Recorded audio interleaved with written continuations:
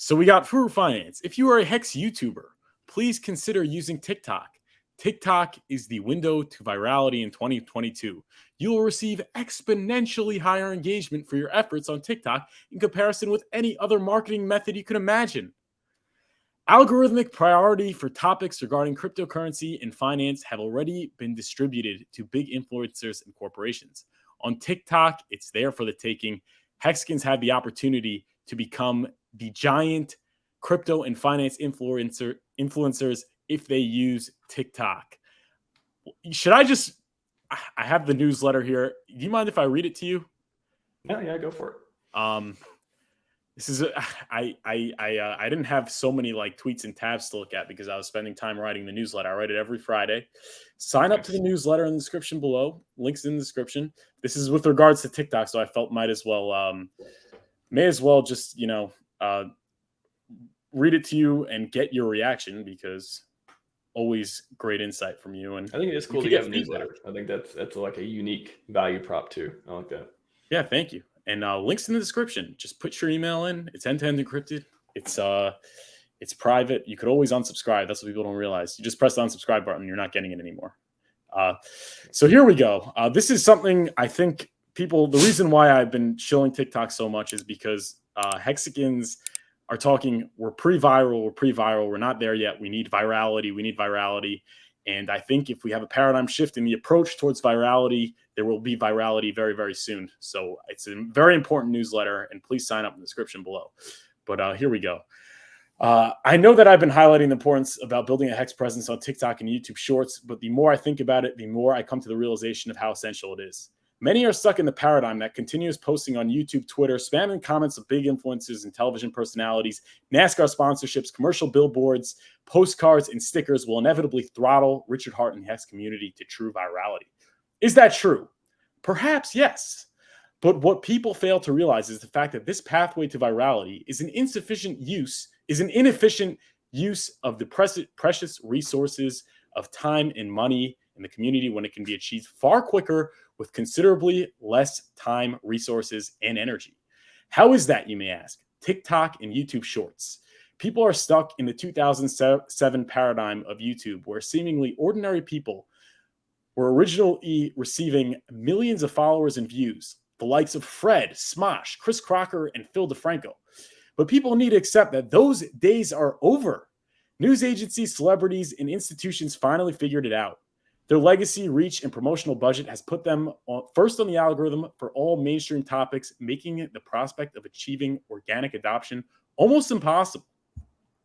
With TikTok and YouTube Shorts, this is not yet the case.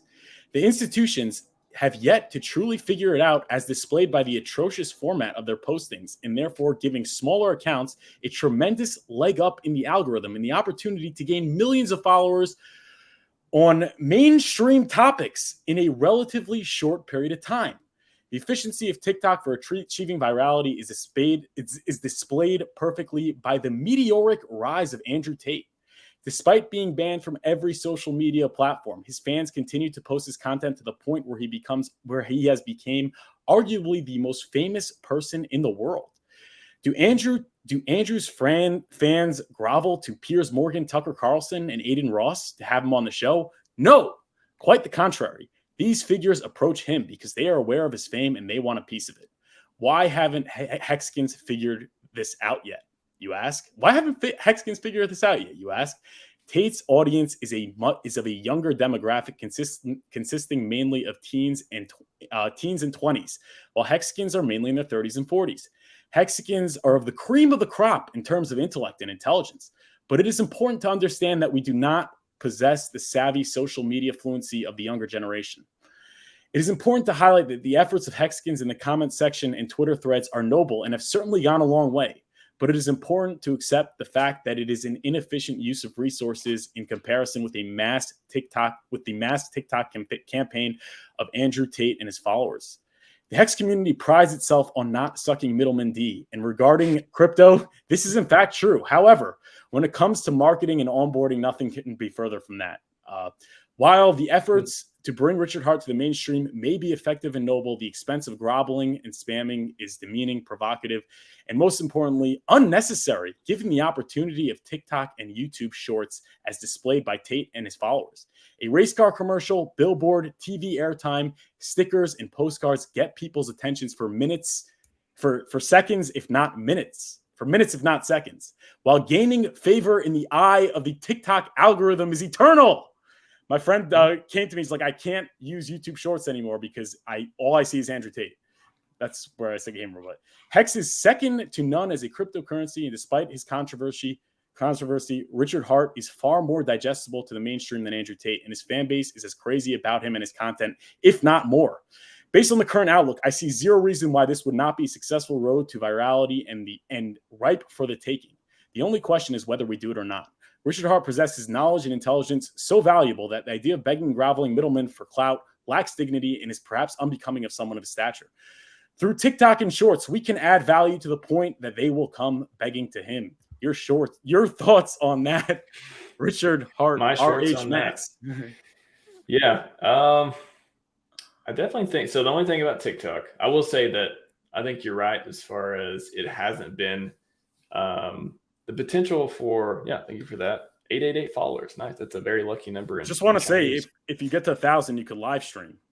That's huge. Oh, is that the thing? Okay, cool. Yeah. Actually, I have like a social media manager doing like so if you do not mess with me on TikTok because I will not see it because I have a lot of these videos getting clipped and all that stuff. But I will say that the opportunity, as you mentioned, that was back in 2007 with like Facebook and YouTube and stuff like that, maybe a decade ago or so, with TikTok, assuming it doesn't get banned, assuming it doesn't have, I mean, there's a lot of, it's hard to say what the government's going to do. And there's actually a lot of data on the side of it is, this PSYOP type thing that's, very different in one country versus another and all that stuff. Won't get into that. But anyways, if it stays around or if it's changed, interesting if it changes, will it still be effective? But I think there is a lot of opportunity there as far as it hasn't got saturated with content or creators.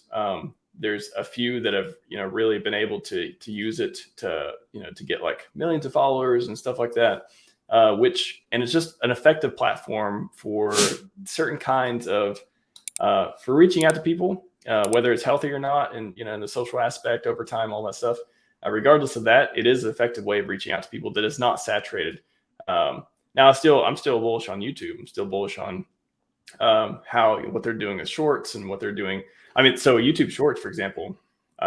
TikTok is great too, but YouTube Shorts, that is the one place that if you want to not compete with every other video in the planet, and if you don't have a lot of subs and stuff, do some shorts. That's if you have like 5 subs and you do a short that's just like that hits some keywords or it's a really cool video. It could be about food. It could be about cars. It could be about whatever. You could get like 4K views. It could go like, baby viral and you could get a bunch of subs and stuff from that. So yeah, if you're doing YouTube, I'd say shorts is definitely not saturated at this point, but over time, it may become that. But TikTok, it's a place that, especially if you want to connect with the younger generation, there's a lot of Hexicans on Instagram, not nearly as many that I've seen on TikTok at least. So I would say that if you're on Instagram and you're posting videos and pictures and stuff like that, then I would say at least register a TikTok account. And then, maybe you can use some cross promotion tool or some cross posting tool and stuff like that. But yeah, I think having a bigger presence on platforms that a younger generation is using, and they're growing up, they're going to learn about DeFi, they're going to learn about crypto, or they're already in it. Let's feed them some healthy ones. Let's get them into a healthy ecosystem, and TikTok is one of the ways we can do that for sure. Yeah, that's beautifully said. And the thing I brought up, so like let's look at like a mainstream account. So I was looking at CNN, right? Look at their TikTok posts. They're atrocious. They're atrocious. They haven't figured it out yet. They haven't realized they haven't realized like how important it is, how it's they're always behind. That's what I keep saying. The institutions, they're behind on Bitcoin, they came late. They're behind on social media, they came late. I mean, that was really what brought Trump into power, into his presidency. It was social media savvy. And those days have passed. I'm saying, that YouTube virality. And the reason why is because you get last dibs. And that's why YouTube Shorts is so good, because when you're scrolling YouTube, when people just go for like those clips on YouTube, they're, those 10 minute clips, whatever, they already have a topic in mind. They have a content creator in mind. They're just searching it and they're going to it. But when they're on their shorts, when they're on the shorts feed or they're on TikTok, they get things brought to them. And if the algorithm sees Richard Hart content, people are staying there, people's eyes are glued there, they're watching it for the full duration, they're going to serve it more. That's how it works. And you look at what happened. Andrew Tate is a perfect example. He's a little bit controversial. Same thing as Richard Hart, not as controversial, but controversial.